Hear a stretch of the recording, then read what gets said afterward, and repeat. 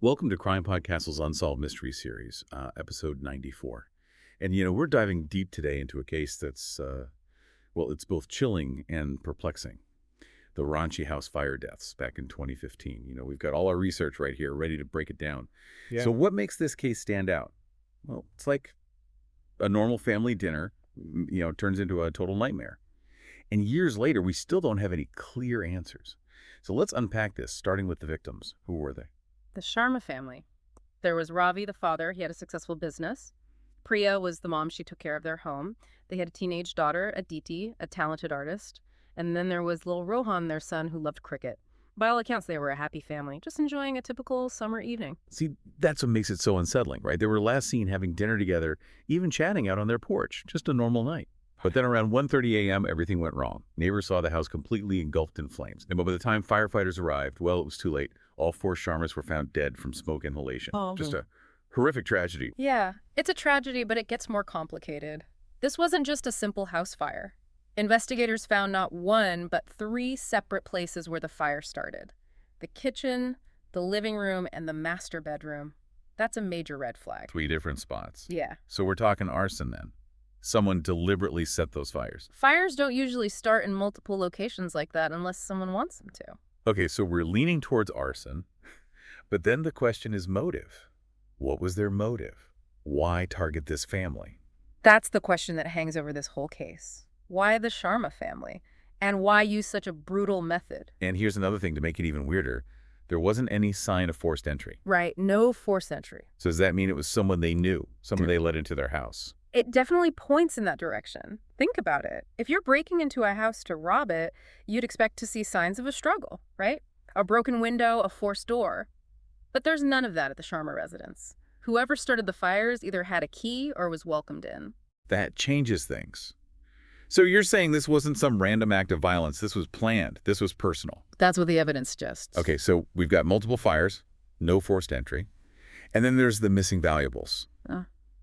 Jewelry and cash were gone, but the house wasn't totally ransacked. It's almost like someone was trying to stage a robbery but didn't really know how to do it. Or maybe they were trying to distract from something else. What do you think? It's a great question, and it's one that investigators really wrestled with. The missing valuables did at first seem to point to robbery, but like you said, the lack of a thorough ransacking doesn't quite fit. Right, it doesn't make sense. If you were a burglar, wouldn't you toss drawers around, overturn furniture, make a mess? But here, it was almost surgical. Specific items were taken, and the rest of the house was left relatively undisturbed. So they knew what they were after. They weren't interested in just grabbing whatever they could find. They wanted specific valuables. That makes the robbery motive a lot less convincing. Exactly. And the fire itself, with 3 separate starting points, it all seems overly elaborate for just covering up a simple theft. It suggests planning intentionality something more. Okay, so maybe robbery was part of it, but not the main goal. What other theories were considered? Did investigators look at the possibility of a family dispute? They did. It's always a possibility, and investigators explored that angle thoroughly. But in this case, there wasn't any evidence of any serious conflicts within the family, or with any extended relatives. Neighbors' friends described them as close-knit and loving. There were no whispers of financial troubles or inheritance battles that might have led to violence. So we can probably rule out a family dispute then. While we can't say anything for certain, the lack of evidence makes it a less likely scenario. Remember, we're dealing with the information we have, and there's always a chance something was missed. But based on what we know, a family dispute seems less probable. Okay, so if we're setting aside the family dispute angle, where does that leave us? We've got planned arson, maybe with a motive we don't understand. We've considered robbery, which doesn't quite fit. What else did investigators look into? There is one more theory, and it's the most unsettling one. The possibility of a random act of violence. The idea that the Sharmas were just in the wrong place at the wrong time. Victims of a senseless crime committed by someone they didn't even know. That's a terrifying thought. Yeah. But is there anything to actually support that theory? It seems so unlikely that someone would just randomly choose a house and set it on fire, killing an entire family. It does seem improbable, but there are a couple of things that make us consider this possibility. First, the CCTV footage, security cameras on a nearby street, did capture footage of someone with a backpack lurking around the neighborhood just before midnight. Unfortunately, the image is grainy, their face is obscured. There's no way to tell for sure if this person was involved, but it adds another layer of mystery. Another layer to an already mysterious case. So we have this unidentified person on camera, but we can't be sure if they're connected to the crime. Okay. So what happened when the police looked into Ravi Sharma's business dealings and his personal life? Did they find anyone who had a grudge against him or his family? They dug deep, believe me. They looked into everything, but they hit a wall. They found a few minor disputes in his professional life. Nothing that seemed to warrant this level of violence. And as for his personal life, everything seemed to check out. No signs of any major conflicts or enemies. Okay, so let me get this straight. We have a seemingly happy family targeted in their own home with fires intentionally set in multiple rooms. No sign of forced entry, some valuables are missing, and a mysterious figure caught on camera nearby. It's a lot to take in. So how do we start to make sense of all of this? That's the million-dollar question, isn't it? With so many loose ends, so many unanswered questions, investigators were left with several possible theories, each one with its own strengths and weaknesses.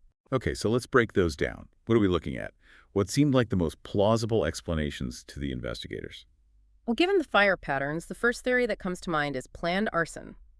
Someone, for whatever reason, decided to target the Sharmas and set their house on fire. It's a disturbing thought, but the evidence does seem to point in that direction. But if it was planned arson, the question becomes who would want to do that and why?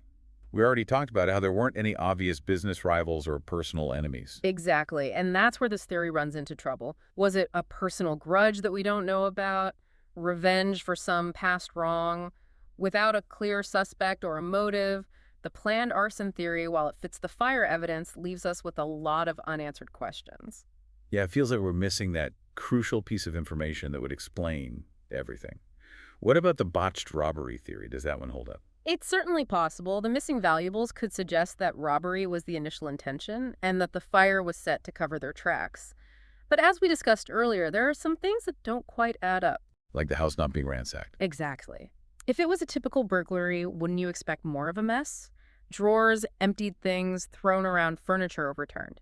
But in this case, it was almost as if they knew exactly what they were looking for. They took specific items, and the rest of the house was basically left untouched. So they weren't interested in general loot, just specific valuables. Yeah. That makes the robbery motive less likely. Right. And the fire itself, the fact that there were 3 separate points of origin, it all seems way too elaborate for just covering up a theft. It points to a level of planning and intention that goes beyond a simple robbery gone wrong. Okay, so robbery might have been a starter, but not the driving force behind it all. Uh-huh. So what other theories did investigators consider? Did they look into the possibility of a family dispute? It's a tragic thought, but it does happen. Of course. It's always a possibility, and investigators did a thorough job exploring that angle. But in this case with the Sharmas, there just wasn't any evidence of any serious conflicts within the family or with any extended relatives. Their neighbors and friends all described them as a close and loving family. There was no indication of financial problems or inheritance disputes or anything like that that might have led to violence. So a family dispute is probably not the answer. While we can never be absolutely certain, the lack of evidence makes it a less likely scenario. We're working with the information that's available, and there's always a possibility that something was missed or overlooked. But based on everything we know, a family dispute seems improbable. Okay, so we can set aside the family dispute theory for now. So where does that leave us? We've got this planned arson possibility with a motive we can't figure out. We've considered robbery, which doesn't quite fit all the evidence. Was there anything else that investigators explored? There's one more theory, and it's perhaps the most unsettling one. It's the possibility that this was a random act of violence, that the Sharmas were simply in the wrong place at the wrong time, victims of a senseless crime committed by someone they didn't even know. That's terrifying to think about. Yeah. But is there anything that supports that theory? It just seems so unlikely that someone would just randomly pick a house, set it on fire, and kill a whole family. It does seem improbable, doesn't it? But there are a couple of things that make us at least consider this possibility. First, there's the CCTV footage. We talked about the unidentified person lurking near the neighborhood. We can't definitively link them to the crime, but it raises the question, could this have been a random act by someone who the family didn't know? And the fact that we don't have a clear motive for the other theories does make this random act theory feel a little more possible. But it still feels like we're grasping at straws. It does. But sometimes the truth is stranger than fiction. And when we don't have clear evidence, we have to consider all the possibilities. Maybe the person responsible was dealing with mental health issues and acted impulsively. Or maybe it was someone with a vendetta against the world lashing out at a seemingly random family. This whole case is just so baffling. Mm-hmm. We have all these theories, and each one has its own possibilities, but none of them completely explains everything we know. Yeah. It's like trying to solve a puzzle with half the pieces missing. That's the frustrating reality of unsolved cases. We're left with pieces that don't quite fit together, and the lack of closure can be incredibly difficult for everyone involved, for the investigators, for the community.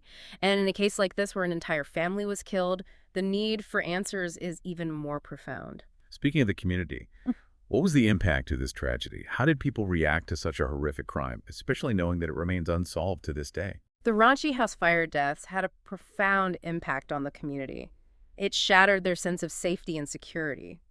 Imagine living in a place where you thought you were safe and then having that completely shattered by something like this. I can only imagine the fear and anxiety that people must have felt.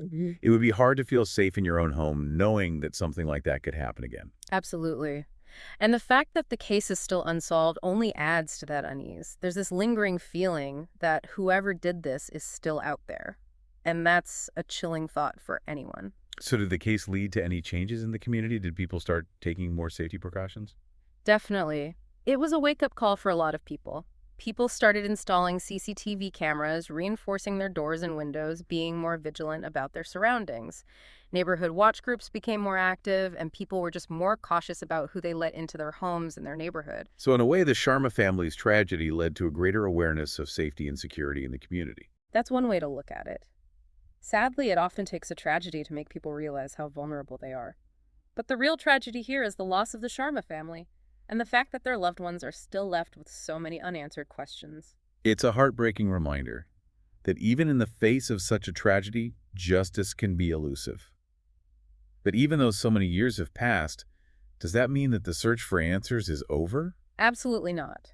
Even with cold cases, there's always hope. New evidence can come to light. Witnesses might remember new details. Advancements in forensic technology could give us new insights. The possibility of finding answers never completely goes away. So even though it's been so long since this case happened, there's still a chance that one day we might know what happened to the Sharmas. There's always a chance. And sometimes all it takes is one little detail, one piece of information that someone remembers that can crack a case wide open.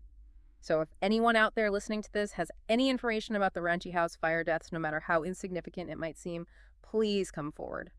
You could be the missing link in this whole puzzle. Yeah, it really does make you think about, the choices people make and the secrets they keep and how their actions can have these huge ripple effects. It does. It reminds us that these unsolved mysteries, these aren't just stories, they're real lives.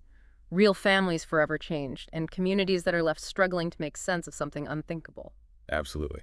Yeah. So for everyone listening, what can we take away from this case? What sticks with you after going through all these details? For me, it's a reminder of how quickly things can change. One minute you're having dinner with your family, and the next, your whole world is turned upside down. It just shows how fragile life is and how important it is to appreciate every moment. It's a powerful thought. Yeah. And it also makes me think about the importance of being vigilant and aware. We often think that these kinds of tragedies won't happen to us or to people we know, but the Ranchi case shows us that danger can be anywhere. Exactly. We can't always predict or prevent tragedy, but we can try to be prepared and aware of our surroundings. We can take steps to improve our safety and be more mindful of the risks around us. It's a sobering thought for sure, but it's an important one. We can't live in fear, but we can be smart and proactive. And this case also highlights the importance of community. When something like this happens, it's our neighbors, our friends, our families who help us through it. They give us support and comfort when we need it most. Absolutely. The people of Ranchi really came together after this tragedy. They mourned the Sharma family together, and they demanded answers.